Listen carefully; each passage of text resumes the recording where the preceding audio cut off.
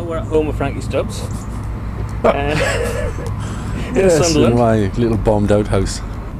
Tell us sort of what you're doing at the moment, what Leatherface is doing. Well, Leatherface haven't been doing anything for like a couple of months. We sort of did 10 weeks touring between March and June, and we're still convalescing after that drinking session, you know. 10 weeks, you come back slightly overweight with a bit of a drink problem. That's the usual script. Not natural. So, there's talk of a Japanese tour? It's talked. There's a lot of talk. There's talk of an American tour as well, but that's been on, off. Well, the Japanese thing should be on because they're a little bit more efficient than the Americans. Plus, they're in the middle of they need to elect a president with a brain soon. So we'll wait till they've done that before we venture to their shore, you know. But yeah, the back end of March, sometime in April. Cool. Be nice, 9 days. Yeah, I mean, it's Summit. the US and Japan have always been on Leatherface's radar, as it's been recently. Well, we've been recently. The America is quite recent. The first time we went there was when we actually got back together. We'd never been there before. Japan we've been to maybe 3 or 4 times, or 3 times. 3 times with Leatherface, I think, and 1 time with Jesse, you know. Yeah, so before that, just Europe, mainly? Always Europe, Yeah. round and round. But like, well, you know, everywhere in Europe, like from the middle of Norway down to, you know, middle of Spain and Italy, and probably everywhere in between, you know. Yeah. Any favourite places? Hamburg, Yeah. Oslo, Barcelona, Yeah. Prague. There's sort of like these little stops that you never see to sleep in these towns, you know, party towns. Yeah. And making it to the US just when you got back together, was that BYO's doing, or? That was more to do with Hot Water Music. That was they phoned up saying they were going to do a cover of a Leatherface Springtime, a Leatherface song, and did we mind? And I was like, no, just send me a copy, you know, which they did. And then about 2 weeks after that, Chris phoned again, like, you know, do you guys want to come to the States? You know, why not? You know, so they just sort of took us with them, really. You know, I'd never really heard of them before. But, you know, they do well. Yeah, I mean, Leatherface has made a pretty big impact on a lot of bands over there. Is there a huge following in the States that you'd expect there to be? There's a lot of fanatics. It's more like that, I think. It's more, short of signing for someone like your Fat Wreck or your Epitaphs, where you automatically sell, 30,000 more records. You know, we're perfectly happy with BYO selling how many? Well, not that many really, but compared to that. But you know, we don't need a contract with BYO. It's all handshake. It's all they treat us well. We stay with them, you know. Nice. There's a fish jumping out of the water. There's a huge fish just jumped out of the water. I swear it was the Loch Ness, the river where you fish. It's the biggest fish in the world. What's I talking about? BYO. Oh, BYO, yeah. They're all right, you know. Yeah. Good to us. I don't think that's. We'll never have that sort of teeny pop sort of thing that seems to be going on a lot. That whole emo, you know, teeny bop thing. I don't think we'll ever tap in. We'll never tap into that market, man. You know, hopefully. I get the feeling sometimes that a lot of the newer British bands are sort of being sucked into that quite Of course, heavily. I mean, it's, you know, it's what it. You know, I can't express anything. I can't express any emotion about it. Really, it's what the kids. It's what the kids like. Yeah. You know? Say the Warped Tour, for example. I mean, there was a lot of that, you know, on the lineup. So, I mean, how did you in the mix with that? We didn't. Like, You know, we have nothing in common with Tory, you know, like Republican voting punk rock. It's, you know, which a lot of it is. I mean, we have our own busted, fucking plain. I don't know, I heard the other day that Busted played the Young Tories conference or something. It's like, please tell me that it's like, go away. Yeah, you know, it's like Christian metal. Like Tory voting punk rock. It's just, I don't know, you know, like I don't understand.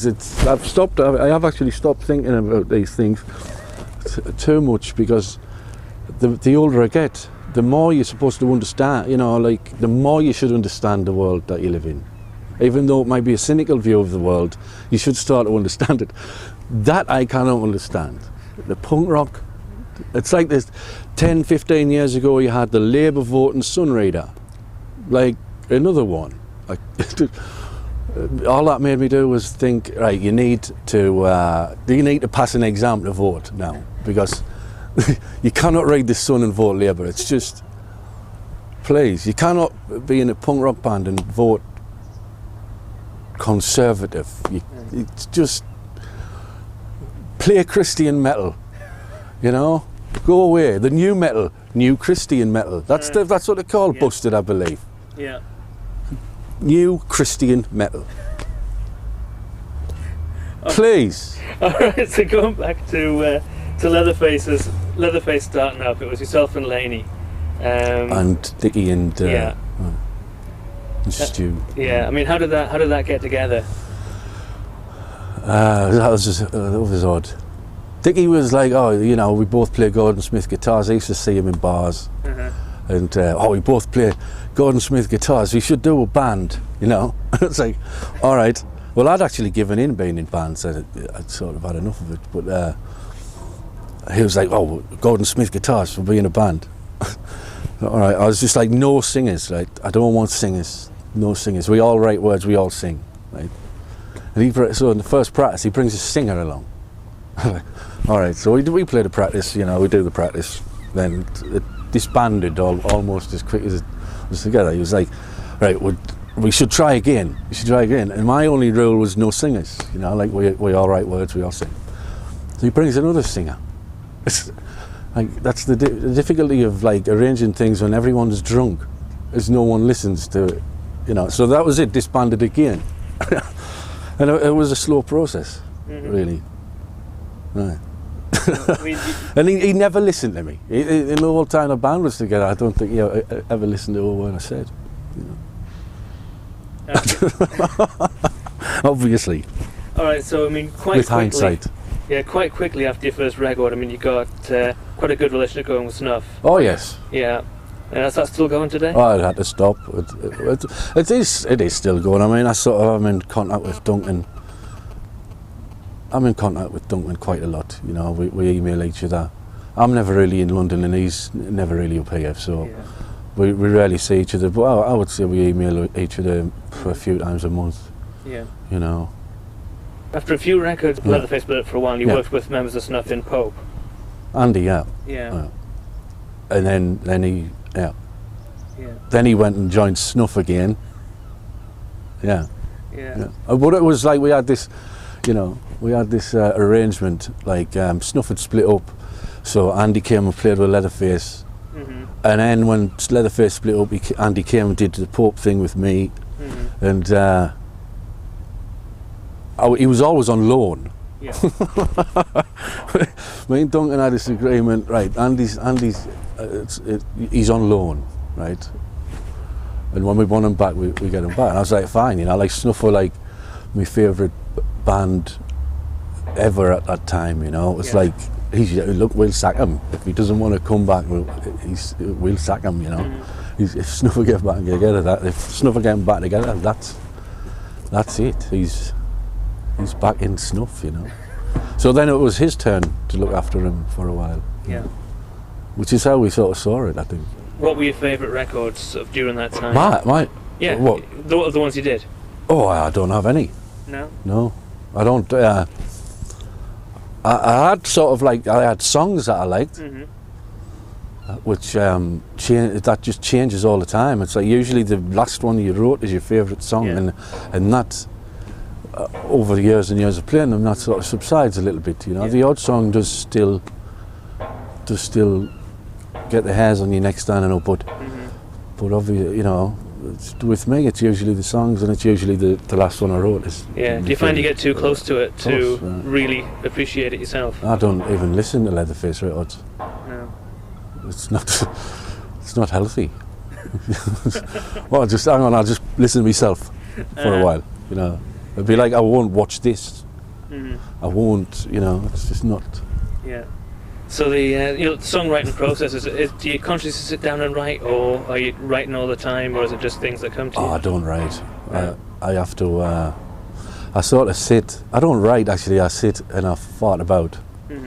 I make things up. The whole idea of me sitting there writing a song, it's like, you know, like Oscar Wilde or something. It's like, no, I sort of fart around on a guitar and somewhere a tune comes, but I never write words. I mean, we've actually recorded albums entirely, the music in the studio, without having any words. Yeah, there's one of those songs on your website right now. Aren't you trying to get? Well, there was supposed to be a competition, and we got like a lot of people. Like some guy from down by Law got in touch, and there was all sorts of people, and not many people did, you know. And then my computer, you know, computers do. So I've got them on disc somewhere. I should. I had the closing date of September 2004. You know, and it was just chaos. There's people like on the tour, there was people coming up giving us discs like, here's my entry, you know. I'm like, oh, how am I going to keep track of this stuff? So was the prize going to be they were going to record the vocals? No, that was the prize. The prize was like that version, whatever they gave me, whether they sent it to me like as a whatever, or the disc that was going on. No, there was people thinking, oh, we're going to get in a big studio and be honest. No. You sit and sing down your little computer mic, and that's what's going on. We aren't wasting money on you, you know, taking you into a big studio. Who do you think we are, you know, Simon Cowell? It's like, we couldn't even afford your train fare to come here, you know, just do it in your house. Before Leatherface got back together again, there was Jesse and there was Pope. Both of those bands, there was just one album of each. Was it the plan to make it a longer term thing? I thought Jesse could have been a long-term thing. Yeah. I mean, Pope wouldn't be, because I knew one day Andy was going to go back to snuff. You know. Well, if they ever got back together, because we had a pact, you know, with each other that we had him on loan. But the Jesse thing I thought could have went on for a long time. Yeah. But didn't. It was a great CD. It was the most, you know, slipshod, rough-arsed recording. We just stuck some mics in the room and did what all those bands say that they did, you know. Oh, we did it on 4-track or something. Sod off. We stuck a few mics in the room, stuck the drums in a cupboard. It was like a big cupboard, you know. Yeah. And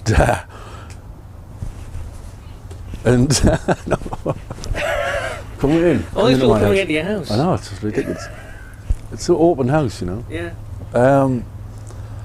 We did. We stuck the drums in a cupboard and press record. I used to go in there and do most of the singing after being in nightclubs. If you can hear the slurring on that record. Yeah. You know?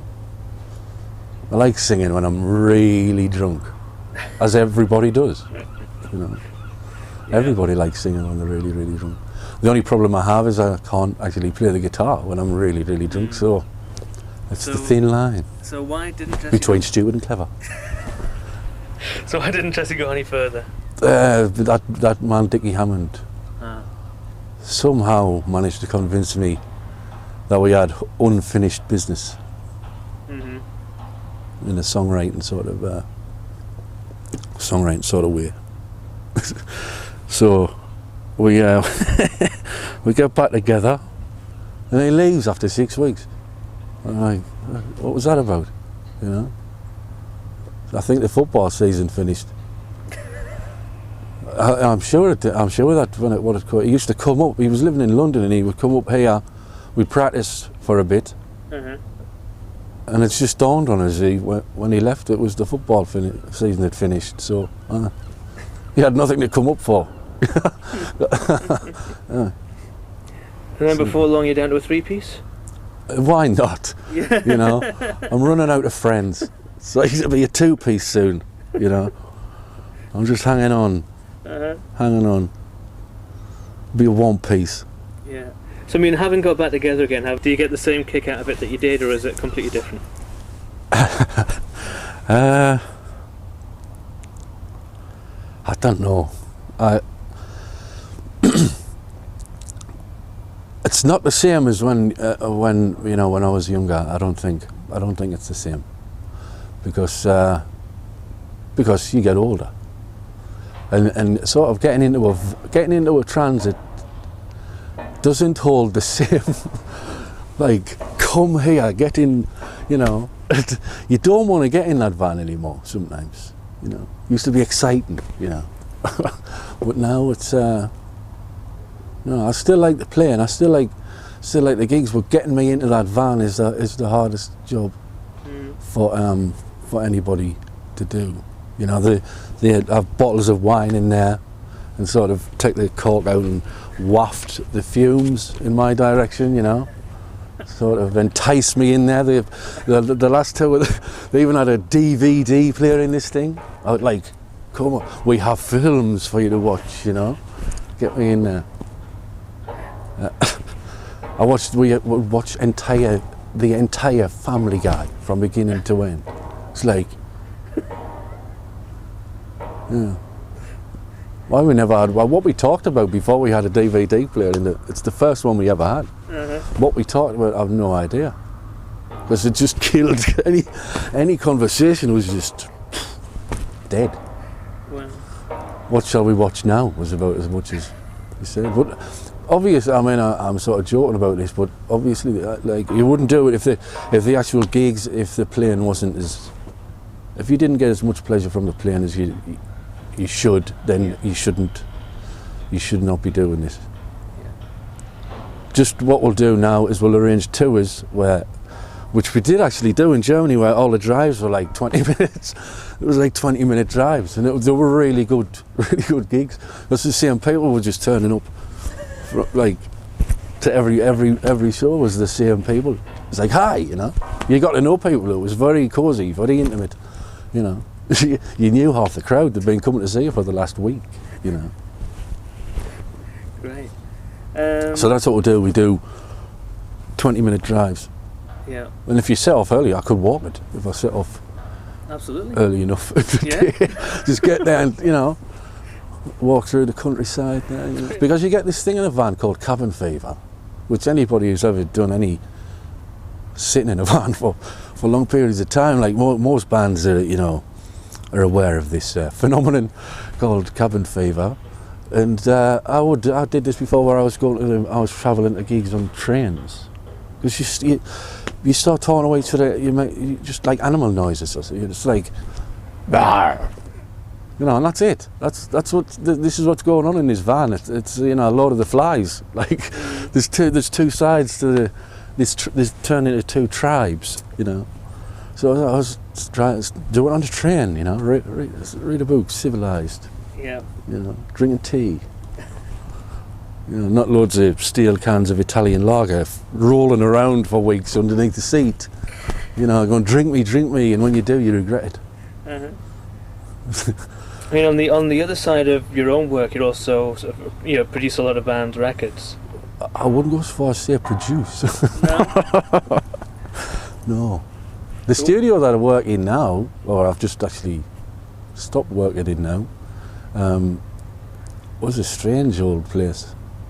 You couldn't exactly say that I was producing. A lot of it was New Deal. A lot of it was a working studio where they did a lot of karaoke. But pretty much that's what it was.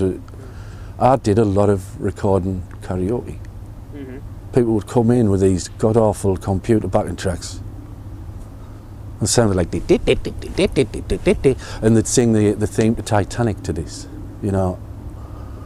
I found it really quite fascinating, but it soon wore thin, you know.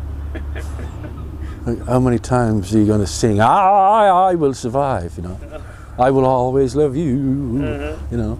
I had some good versions of it though. I should give you one for this DVD. But you're also behind a lot of, you know, really good records. I mean, 4-letter word, Hoot and Three Car. Of course, 4-letter word. I think one of the few bands that I probably listened to that I recorded. Yeah. That's the thing. I mean, I like these bands, and then you record them and you're listening to it, and you're never happy with. Bands are never happy with what they've recorded. I'm never happy with the stuff that I've recorded for other people. But you've got perfection is, you know, it's over there. You can't. Yeah, it's impossible to touch. It's like the rainbow. You can't. Well, it's find the last thing you do. There's no point in doing end. anything after that. I know. Yeah. A lot of these bands, you know, 4-letter word, you know, Hoot and Three Car are no longer, but I mean, they were really, really great bands, and they did sort of stand out sort of on their own, you know, rather than sort of being part of sort of a scene, sort of, you know, sort of skate punk sound, whatever. A 4-letter word of Welsh, I mean, that puts them in a field of their own anyway, doesn't it? It's like cow tipping is the national sport. They told me, don't mean to upset the Welsh here. The Welsh actually told me that cow tipping was the national sport, even bigger than rugby union. Just, it's all in the weighting, I've been told. You know, you sit and you wait, and how you tell a cow's asleep, I've no idea, but they run on and push them over. It's 10 points. In terms of your own music taste, I mean, the records you do listen to, what are they?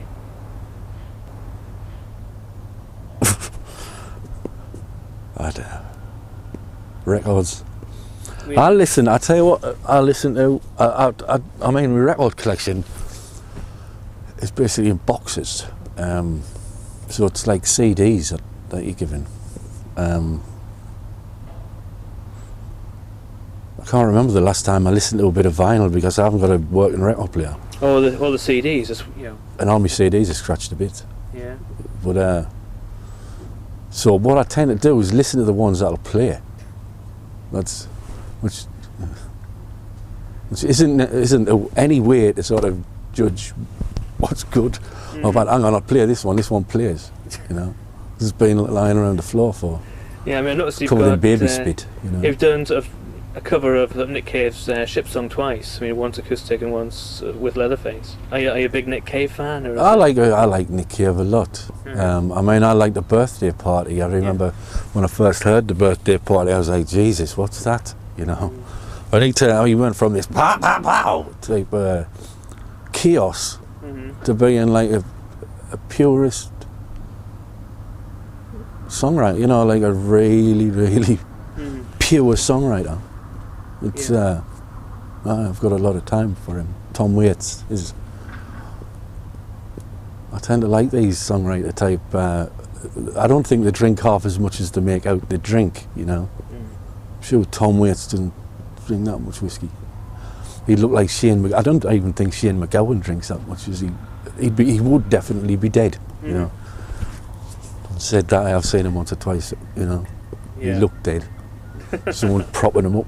You know.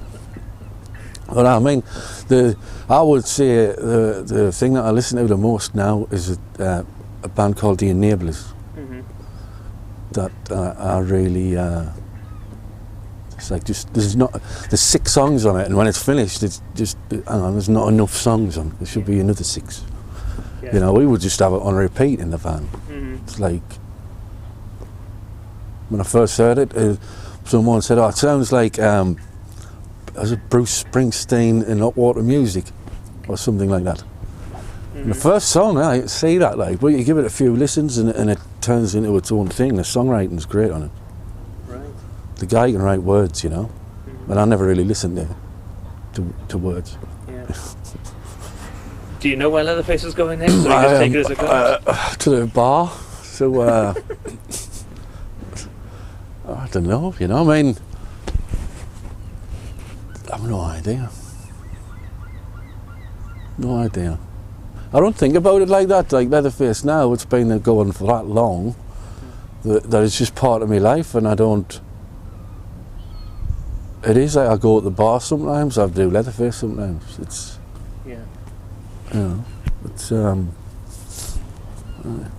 it's just plod along. We haven't got any great plans for world domination, or getting to #1, or voting Tory. I wonder if that's how you do become that sort of band, because you've got that movie society, you've got you have to be a Freemason. Was Mick Jagger a Freemason, He's a Sir. Everything anti-establishment becomes establishment, Even, I think it was Keith Richards refused. Oh, well, I don't know if they offered him one, but in his own, mangled mind, he thought he had. It was like everything he was against. He was like, I could not possibly accept one of those things, and couldn't believe that Jagger did.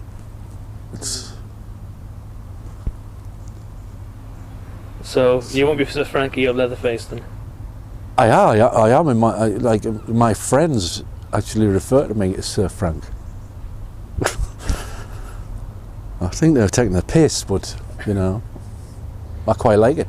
Yeah, well, it's when all your fans start referring to you as Uncle Frank, you should be worried. Well, that was I started getting that cool uncle shit, so I instantly tried not to be cool. And then they just automatically dropped the uncle bit as well. It's I want to be a cool uncle, with sad genes,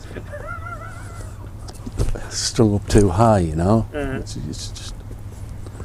I need a cigarette. I haven't had a cigarette for a month. Oh no.